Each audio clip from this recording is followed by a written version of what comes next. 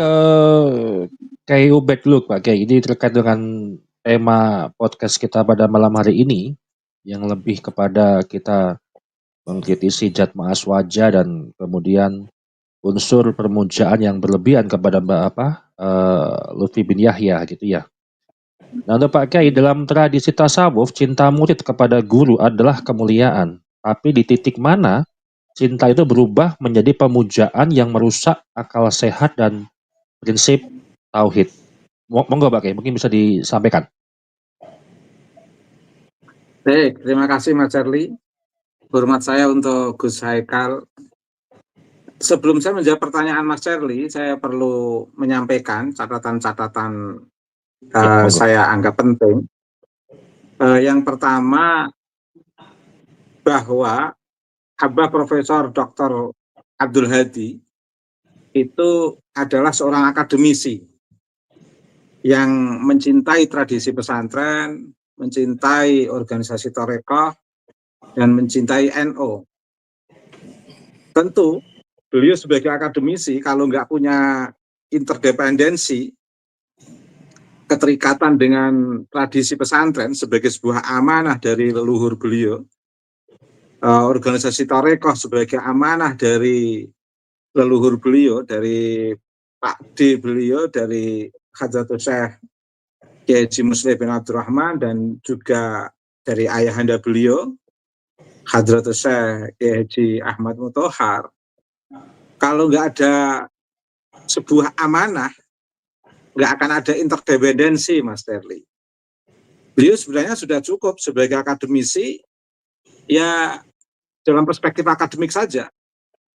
Tapi kan tidak bisa seperti itu, tidak bisa independen seperti itu, karena memang beliau punya amanah besar, punya tanggung jawab besar untuk mengawal tradisi pesantren, organisasi Torekoh, dan mengawal NU. Karena di dalam lingkungan masyarakat Nahdien itu Mas Cirli, khususnya yang dari generasi para kiai, para ulama yang memiliki pesantren. Pesantren itu seperti amanah Mas Cirli. Dalam konteks ini, organisasi Torekoh itu juga amanah bagi Abah Abdul Hadi. NU juga amanah sebenarnya. Sama, kalau saya sebagai akademisi murni, saya akan nyari rumah dekat UIN Wali Songo Semarang, Mas Serli. Nggak akan pulang ke Rembang, mengasuh pesantren, nggak akan bicara tentang NU kalau saya nggak hidup di tengah tradisi NU. Bahkan juga nggak akan berbicara tentang Torekoh kalau orang tua saya bukan seorang Torekoh, seorang kebetulan mursyid Naksabandi Khalidiyah. Jadi keterlibatan kita terlibat dalam diskursus atau dialektika tradisi pesantren, dialektika organisasi Torekoh, dialektika NU, itu karena itu bagian daripada bagian daripada historisitas kita, yang di sana ada core value, nilai-nilai dasar yang nggak bisa ditinggalkan. Meskipun sekuat apapun perspektif akademik seseorang, nggak bisa meninggalkan akar historis yang membentuknya, Mas. Nah, sehingga saya sangat memahami Abah Profesor Hadi betul-betul merefleksikan bentuk cinta beliau menjaga tradisi pesantren, menjaga Torekoh dan menjaga NU dengan mengirimkan surat tersebut kepada Kementerian Agama. Nah, jadi tidak semata-mata eksistensi beliau sebagai akademisi murni, tapi juga ada tanggung jawab besar yang beliau emban. Mungkin Mas Heri belum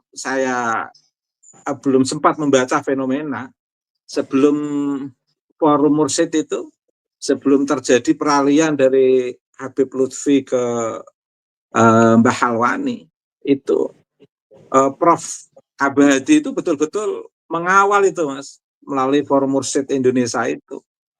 Betul-betul memberikan satu perspektif, satu kekuatan mental kepada komunitas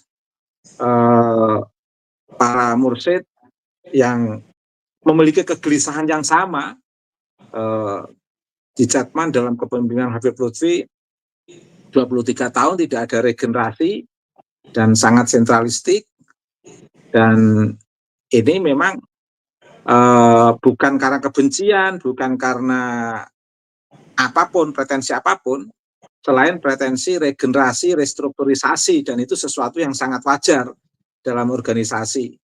Dan langkah-langkah rasional Abah Prof. Had itu betul-betul sangat bisa dipahami, baik secara historis maupun secara normatif, untuk menormalisasikan sebuah organisasi yang memang sudah menjadi tanggung jawab Abah Hadi.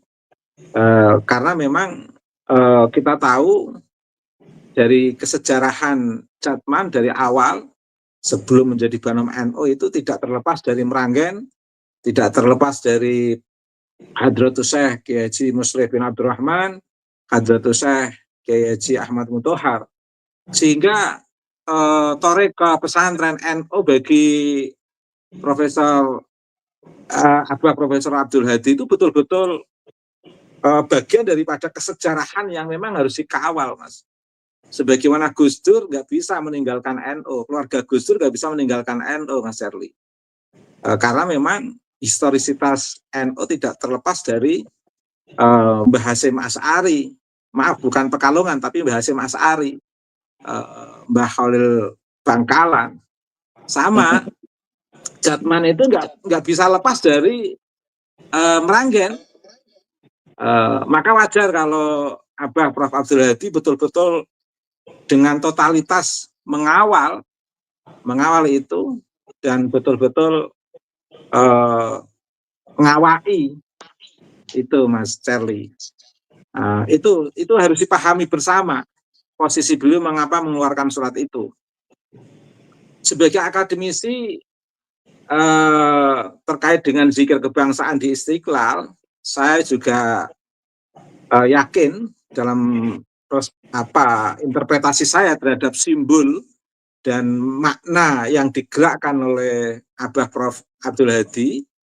Beliau sebagai akademisi, saya kira beliau juga menganggap wajar bisa saja terjadi kegiatan zikir kebangsaan di Istiqlal itu, dan itu merupakan fakta historis.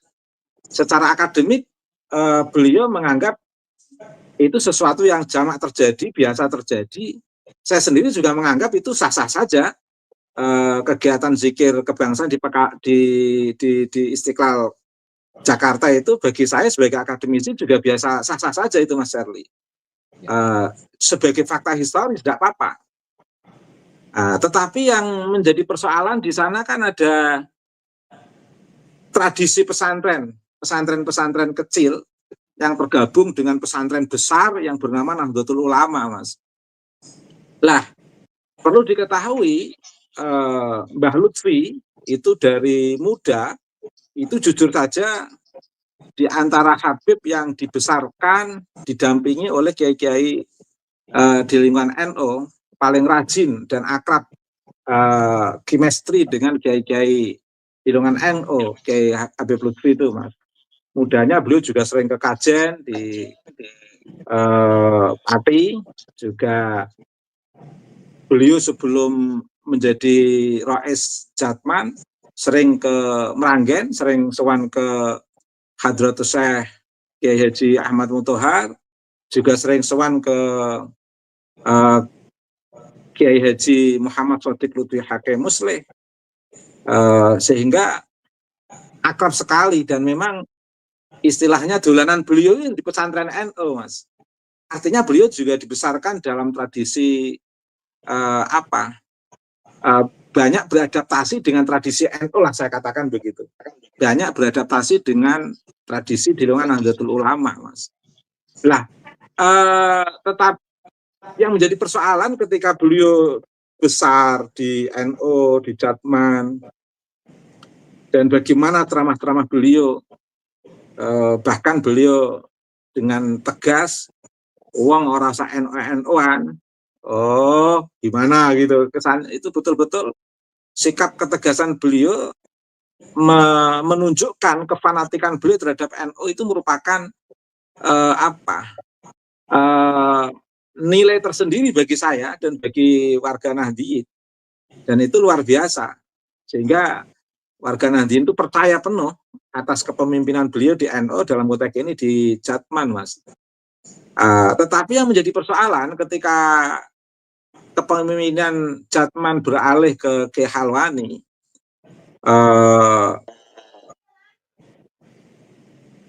tiba-tiba Mbah Lutfi bin Yahya itu membuat Jatman, membuat organisasi sendiri. Itu kan merupakan bentuk dari perpecahan yang dilakukan oleh Habib Lutfi.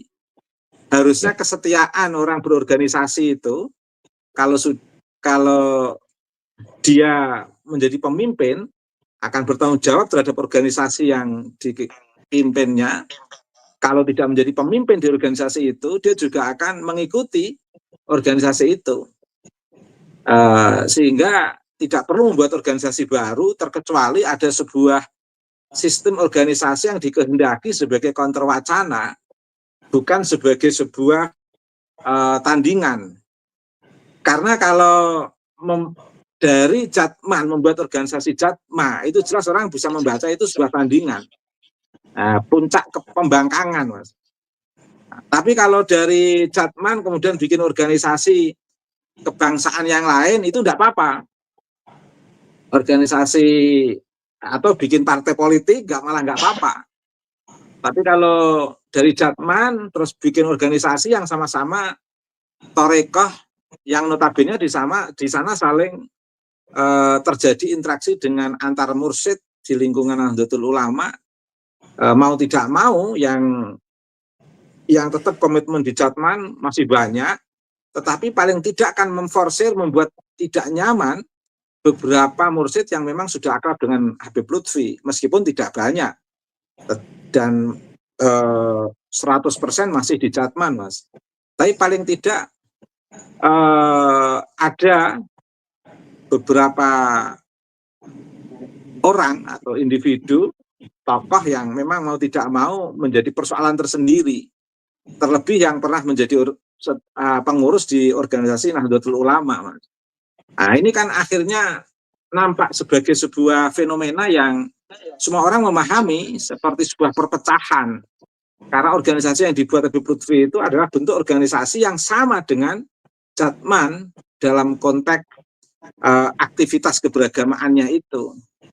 Kecuali kalau bikin organisasi yang tidak memiliki kesamaan dalam konteks keberagamaan, sama-sama dalam konteks Torekoh misalnya, di organisasi kebangsaan atau apa misalnya, itu tidak persoalan. Tapi kan organisasi yang dibuat ini organisasi yang memiliki pola yang sama, kegiatan keberagaman yang sama, dan sentuhannya juga sama. Bahkan banyak dalam tanda kutip memanfaatkan jaringan-jaringan yang ada di Jatman misalnya, ketika beliau memimpin di Jatman misalnya. Itu, Mas. Lah, apalagi kemudian PBNU atau Jatman sendiri sudah menginstruksikan kepada Wusto, Sokbia untuk melakukan kegiatan sendiri di daerahnya masing-masing. Dan itu ramai sekali, Mas. Di luar Jawa, saya nggak perlu menyebutkan namanya, kemarin menginformasikan ke saya, wow, kegiatan itu ramai sekali. Oh, itu kalau disatukan ya melebihi kegiatan yang ada di Istiqlal, Mas, di tanggal 10 Agustus itu. Tetapi karena kegiatan itu dipecah di beberapa daerah, masing-masing melakukan kegiatan sendiri, jadi kayak tidak kelihatan. Kemudian yang di sana yang menjadi catatan lagi itu kan di sana terjadi glorifikasi yang tidak sama dengan Jatma, dianggap suka perpecahan. Nah, jadi yang satu barisan di situ seolah-olah mereka yang selamat, yang tidak di Jatma, yang suka perpecahan. Lah, yang organisasi baru itu yang mana? Jatma atau Jatman? Kalau yang baru Jatman, mungkin dianggap Jatman membangkang. Ini persoalannya kan Jatman ini sudah lama, Jatma baru. Masa organisasi baru kemudian identify atau membalik fakta sebagai sebuah organisasi yang resmi dan seolah-olah memang yang lain telah ada perpecahan. Lagi pula sebenarnya kalau membuat Jatma sendiri nggak apa-apa, Mas. Wong itu hak sebagai warga negara. Tapi kalau kemudian isunya yang dimunculkan adalah isu perpecahan, isu seolah-olah tidak mencintai NKRI dan lain sebagainya, itu kan seperti ini, Mas. Mengkosongkan sebuah, jadi kayak brainstorming, apa istilahnya, brainwash, membuat brainwash, cuci otak, seolah-olah memang kepala itu harus dikosongkan semua, seolah-olah yang perspektif ideologis yang asli itu yang telah digelurakan itu, yang lain itu berarti di luar ideologi yang lurus, di luar ideologi yang benar, seolah-olah di luar ideologi yang benar itu adalah ideologi yang ingin mengajak perpecahan. Ini kan problem. Brand itu namanya pola brainwashing namanya, Mas, dalam teori gerakan itu. Dan itu kan tidak fair menurut saya. Kalau kegiatan di Istiqlal, kegiatan saja, tidak usah mengeluarkan isu perpecahan, tidak usah mengeluarkan isu seolah-olah di situ ada ancaman besar. Yang notabene baru lepas dari Jatman dengan organisasi baru. Ini kan seolah-olah di situ ada agenda yang tersembunyi yang sangat bisa dirasakan secara psikologis bagi orang-orang Jatman, Mas. Sangat dirasakan secara psikologis bagi orang-orang yang sudah terinfluen dalam sebuah organisasi Jatman. Ya enaknya gini loh, Mas. Namanya keluarga itu kalau ada masalah itu kan langsung terasa, Mas. Nah, jadi ibaratnya relasi psikologis, human interest atau interest personality antara orang Jatman dan Jatma itu sebenarnya masih bisa dipahami, ada unsur-unsur kedekatan secara psikologis, Mas. Lah, yang menjadi persoalan, mengapa Menteri Agama tiba-tiba di situ seolah-olah tidak menjaga hati itu loh, Mas. Seolah-olah ada keberpihakan di satu sisi, di sisi lain membiarkan keluarga yang masih sama-sama memiliki ikatan psikologis hanya karena berbeda dalam tanda kutip politik organisasi, dalam tanda kutip begitu, atau berbeda kawasan perjuangan lah, katakan begitu. Malah justru saya mengapresiasi Presiden, beliau betul-betul memahami apa unsur-unsur psikologis atau dampak psikologis bagi warga Nahdliyin, bagi masyarakat jamaah organisasi Jatman dan Jatma. Setidaknya kalaupun tidak mengakui Jatma sebagai organisasi yang memiliki perspektif dalam tanda kutip relasinya dengan masa depan politik Pak Prabowo, kalau tidak ke sana paling tidak menjaga hati lah, Mas. Menjaga hati itu ibaratnya keluarga yang baru ada persoalan, yang masih memiliki suasana psikologis yang perlu dijaga. Nah, daripada saya datang nanti menyinggung yang lain, sebaiknya nggak usah. Betul. Paling tidak perspektif seperti itu ada, sense seperti itu paling tidak dimiliki oleh seorang pemimpin. Notabene Pak Prabowo bukan sebagai pengurus harian PBNU, itu saja bisa merasakan itu, Mas. Kemudian Polri juga merasakan itu, sehingga Polri juga nggak datang. Apalagi Polri itu termasuk struktur inti di negeri ini, Mas. Termasuk Panglima juga nggak datang. Bib Lutfi dan pihak Jatma juga telah mendatangi sendiri di Polri, di Panglima, di Pak Prabowo, tetapi di hari H pada akhirnya mereka nggak datang. Dan ada banyak interpretasi tentunya, tetapi terlepas kemungkinan interpretasi itu, paling tidak itu sudah langkah positif.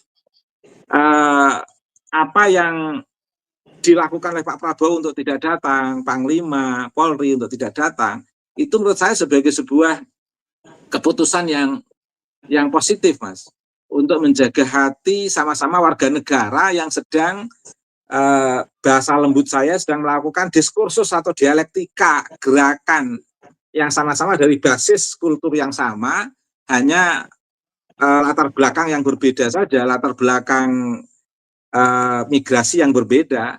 Satu sisi dari latar belakang diaspora imigrasi dari klan Pak Alwi, satu sisi dari masyarakat pribumi. Tapi kan sama-sama sebagai warga negara yang sama-sama harus dilindungi, dan sebagai Panglima, Polri, Presiden itu suatu langkah yang bagus.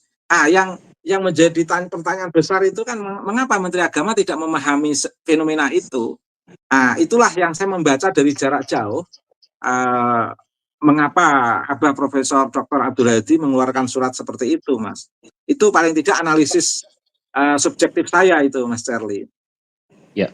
Kemudian ya, untuk masih banyak sebenarnya, tapi saya kira kok saya udah merasa lama, Mas. Ya udah sampai di situ dulu, Mas. Ya, boleh, tentang boleh, siap. pertanyaan tadi apa, Mas? Pertanyaan yang pertama tadi, Mas. Yang belum saya jawab semua pertanyaan tadi. Saya hanya karena kalau saya langsung menjawab pertanyaan tidak memberi pengantar ini nanti repot, Mas. Maka saya memberi pengantar ini dulu, Mas. Ya, benar. Oke, gimana Mas pertanyaannya, Mas? Terkait guru dan murid, Pak Kiai. Terkait guru dan murid. Bentar, saya lupa juga di bentar. Gimana tadi? Oke, saya bisa menangkap, Mas. Ya. Sebenarnya batasan takzim, batasan penghormatan murid kepada seorang guru itu kalau di dalam tradisi kita itu kan sesuatu yang memang niscaya harus dilakukan sebagai sebuah ketakziman murid pada guru, itu biasa, Mas. Tetapi kita sendiri itu memiliki batasan-batasan yang betul-betul memperlakukan Allah sebagai Rabbul Izzah dan memperlakukan Nabiul Mustafa Al-Mustaba Al-Murtadha Al-Muntaqa Sayyidina wa Maulana Muhammadin itu sebagai Habibil Mahbub Syafil Ilali wa Mufarijil Kurub, Mas. Jadi posisi Allah itu adalah posisi zat yang agung, posisi Nabi itu adalah sebagai posisi utusan. Dan posisi ulama itu adalah posisi sebagai warasatul anbiya. Nabi dan ulama itu posisinya adalah membebaskan dan mencerahkan. Nabi dan ulama itu sebagai subjek pendamping, santri masyarakat itu adalah sebagai subjek dampingan. Sewajarnya subjek dampingan sangat menghormati subjek pendamping. Tapi tidak sewajarnya apabila subjek pendamping itu hanya memperlakukan subjek dampingan sebagai sebuah objek untuk membangun sistem kerajaan spiritual dengan bahasa-bahasa agama, sehingga subjek dampingan dalam tradisi kenabian para sahabat dianggap sebagai sahabat, Mas. Nabi berdialektika secara rasional dengan para sahabat, dengan masyarakat di zamannya. Para kiai-kiai itu juga sebagai subjek pendamping memberikan keleluasaan secara dialektis dengan subjek dampingan yang bernama santri atau masyarakat, Mas. Saya sangat takzim saya kepada Abah Profesor Dr. Abdul Hadi, Mas. Tapi terjadi dialektika yang sangat akademik, yang saya nyaman untuk bisa menambah pengetahuan di hadapan beliau. Saya sangat hormat sekali dengan kakek Gus Haikal, Hadratus Syekh Haji Ahmad Muthohar sebagai seorang guru saya, tetapi saya betul-betul bisa bertanya, menambah ilmu, Mas. Dan kami di pondok itu, Mas, selama di pondok Futuhiyah, tidak pernah dijerat dalam konteks kenasaban, Mas. Jadi posisi kiai saya, baik beliau Syekh Ahmad Muthohar maupun Prof. Abah Abdul Hadi, itu posisinya betul-betul posisi sebagai seseorang yang mulia, yang memberikan ilmu dan mengenalkan ketakwaan, Mas. Bahkan selama saya mondok di Futuhiyah, saya tidak pernah guru-guru saya itu menceritakan nasab-nasabnya dalam ruang publik pembelajaran itu nggak pernah loh Mas. Saya tahu silsilah guru saya itu ya karena pas kebetulan ada catatan yang ada di tembok, oh itu dari keluarga-keluarga guru saya, itu tidak pernah disampaikan secara publik ceramah itu Mas. Ruang-ruang pembelajaran itu betul-betul ruang-ruang keilmuan dan ruang-ruang menguatkan ketakwaan Mas. Betul-betul perspektif keilmuan yang dibangun di sana Mas. Kita bahkan pernah suatu ketika saya itu mau lewat di hadapan guru Mas. Kali ini fenomenanya di Kajen ini, fenomenanya di Kajen. Lewat di hadapan guru dengan membungkuk melewati ruko, itu saya dimarahi Mas Charlie. Nah, hormat ya hormat, jangan sampai membungkuk melewati ruko gitu. Ya, betul. Seperti sujud itu pakai apalagi sampai mencium, ya apalagi sampai mencium kaki Mas, walah itu nggak ada dalam tradisi pesantren Mas. Tradisi pesantren kita itu nggak pernah mendidik santri untuk mencium kaki, itu nggak pernah ada Mas. Jadi santri di pesantren itu dididik untuk menghormati guru, ya hormat dalam ruang-ruang yang wajar, dan guru juga memiliki penuh kasih sayang terhadap murid Mas. Itu Mas, konteks penghormatan Mas. Ya. Baik. Bahkan kita diajari kalau salim sama guru sama kiai menghormati ilmunya, bukan karena personalitinya Mas. Bahkan kita juga dididik menghormati seseorang itu jangan karena kekayaannya, jangan karena seseorangnya, tapi betul-betul karena keilmuannya. Jadi dan kita nyaman sekali itu Mas, sistem-sistem penghormatan yang diajarkan kepada kita di pesantren, termasuk di pesantren Futuhiyah, di pesantren Kajen, di pesantren orang tua saya sendiri, karena memang dari kecil kita berada dalam ruang pesantren. Itu Mas Charlie. Ya, baik.